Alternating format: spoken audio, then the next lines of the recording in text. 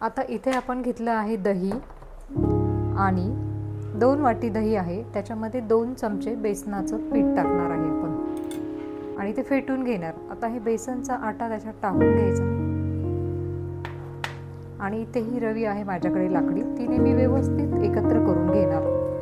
पाणी आपल्याला सुरुवातीला टाकायचं नाही, पाणी आपल्याला सर्वात लास्ट नंतर टाकायचं, कारण की बेसनाच्या पिठाच्या गुठळ्या व्हायला नको आहे, म्हणून आपण हे असं व्यवस्थित फेटून घ्यायचं आहे. आता माझं हे बऱ्यापैकी फेटून होत आलं आहे. आता मी याच्यामध्ये थोडं पाणी ॲड करणार आहे, पण बघून घ्यायचे आपल्या गुठळ्या व्यवस्थित गेल्या आहे ना, त्यानंतरच पाणी ॲड करायचं आपण. यात आता मी थोडं पाणी ॲड करते.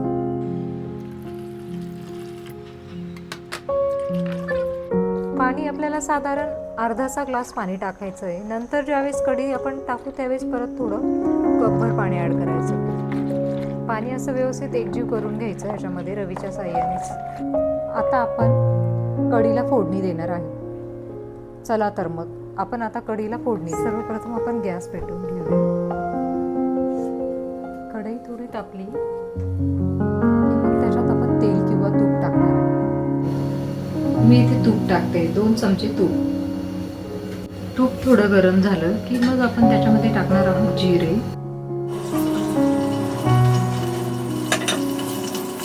जिरे थोडं तडतडू द्यायचं. जिरं तडतडलं की त्यामध्ये आपण टाकणार आहोत कढीपत्ता. नंतर आपण टाकणार आहोत हिरवी मिरची.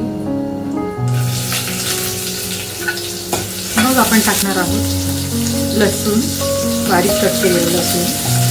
हे आपल्याला चांगलं परतून द्यायचं आहे, मंद आचेवरच परतू द्यायचं. ही मिरची थोडीशी ब्राऊन थोडीशी परतली व्यवस्थित.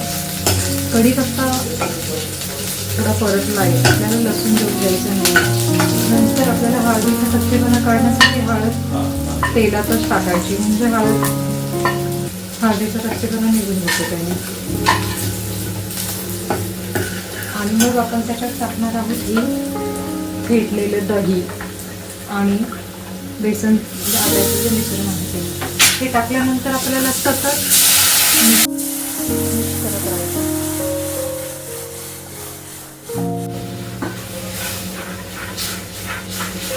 हे सतत आपल्याला ढवळत राहायचं, नाही तर त्याच्यात फुटते आपली कढी.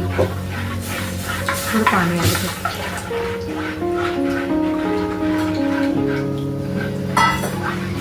कढी आपली इथे छानपणे उकळलेली आहे. टाकणार आहोत त्याच्यात थोडीशी कोथिंबीर.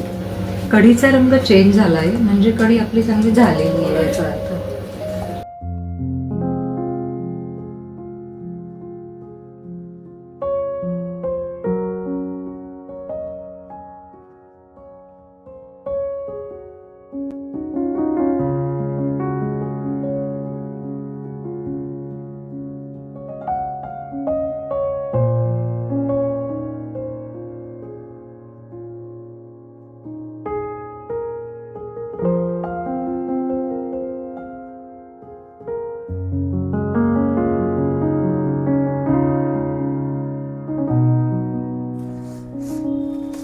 कढी आणि भात रेडी झाला आहे.